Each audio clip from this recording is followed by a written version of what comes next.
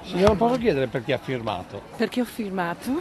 Perché ho dei bambini che frequentano sia l'asilo che le scuole, perché siamo stufi di questi pesticidi, fanno vigneti in qualsiasi posto, dappertutto. Incluso lo spazio a confine con l'asilo di San Giacomo di Veglia. O almeno lo ipotizzano i genitori, che in via preventiva stanno già raccogliendo le firme per fermare non tanto l'ennesimo vitigno, quanto i trattamenti chimici relativi.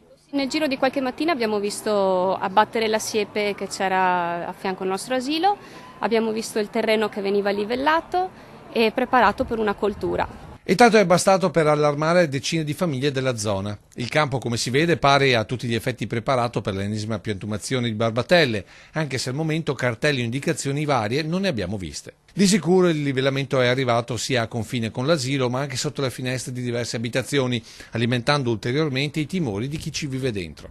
Quello che ci preoccupa è che i nostri figli possono avere dei disagi anche riguardanti la loro salute dovuti a questa coltivazione. Forse sarebbe bastato un po' più di dialogo tra vicini, anche se pare che questo appezzamento sia stato acquistato da poco da un'asta. Fatto sta che in mancanza di riferimenti i genitori dell'asilo di San Giacomo intanto raccolgono le firme, pronti a fermare in qualunque modo ciò che potrebbe nuocere ai loro figli. Le consegneremo al sindaco, all'amministrazione comunale, ai proprietari e probabilmente anche all'ULSS. Perché nessuno dei responsabili possa dire io non lo sapevo, ma al di là del singolo caso fa specie sentire chi, pur non c'entrando direttamente con l'asilo, questa mattina si è fermata a firmare. Ho firmato perché è ora di smetterla di piantare vigneti dappertutto. Bisogna dare un freno a tutte queste cose. E il bello è che non è che magari avvisano quando fanno i loro lavori, lo fanno anche mentre i bambini sono fuori in ricreazione, perché è stato visto addirittura nei campi sportivi.